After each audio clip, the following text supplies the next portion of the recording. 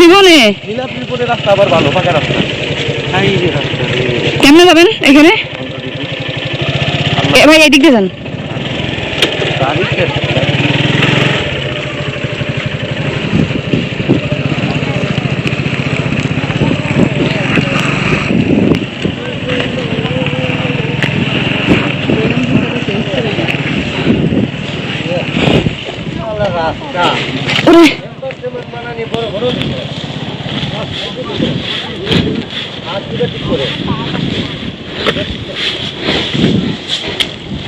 সারা পথ আসে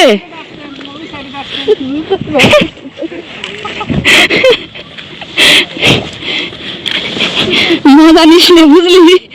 মজা নিস নে সুলতানা, তুই মনে কর মাথায় রক্ত।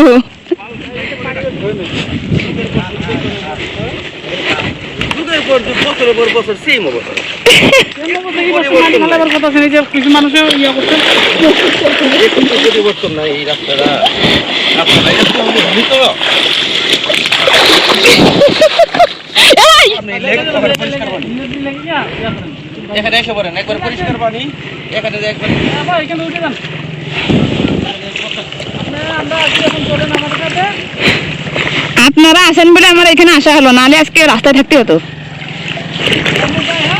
হ্যাঁ হ্যাঁ আমি আসতেছি। পড়িস নে, আয়।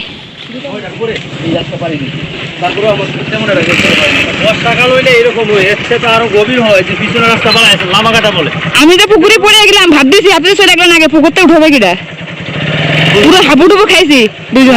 আমি বহুত জায়গায় নিয়ে আসতেছি, এর মধ্যে পিছনে যে আমি পিছনে ডং করে আসছি হঠাৎ না বলে রাস্তার জন্য বাক্কা ড্রাইভার।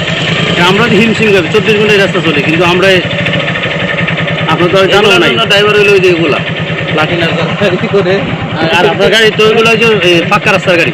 হ্যাঁ আজ আমরা নিচ্ছি যে আপনার গাড়ি এগুলো হচ্ছে আমরা পাক্কা রাস্তার গাড়ি, যেমনি মন তেমনি আপনার যাইবে। তাও তো ভালো ভাই পুকুরে পড়েছি, আমি তো টেনশন ছিলাম ওরে নিয়ে, ও বা সেটা জানে না, এক ফুটা ব্যথা পাইনি, মানে যদি কোনো এক চুল দিল তা ব্যথা পাইনি, পুকুরে পুরো ধাপ মারিছে না, ও ব্যথা পাইনি। ব্যথা পাইছিস?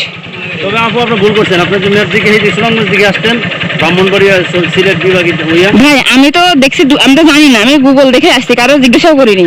সবসময় তো ঘুরি, কিন্তু এত বাজে রাস্তা। হ্যাঁ হ্যাঁ রাইট। যদি আপনি ওই রাস্তা আসতেন না, নীলাদ্রি করে একটু খাওয়া কাদা লাগতেন, সুনামগঞ্জ আসতেন সিলেট হয়ে সুনামগঞ্জ আশা আল্লাহ তাআলা মানে বলছে যে এই রাস্তা না আসলে কি দেখা হতো, পুকুরে পড়তাম। যাই হোক, এটা একটা দেখা হবে না, পুকুরে পড়তে না, আর রাস্তার এগুলাই মেমোরিজ, লাইন এগুলাই মেমোরিজ। জি জি ঠিক থাকে, সমস্যা নাই। প্রথম আপনি কি আপনার যে আরো ভালো ভালো লোক আইছে এখানে, একবারে করে হাত পা ভাঙিয়ে যায়। তাও তো অনেক আইছি, ওরে বাবা বিশাল ব্যাপার সবার। আরো আসছিলেন না, আগে জীবনে প্রথম আইছি এই রোডে, নেত্রকোনায় ফার্স্ট আসলাম।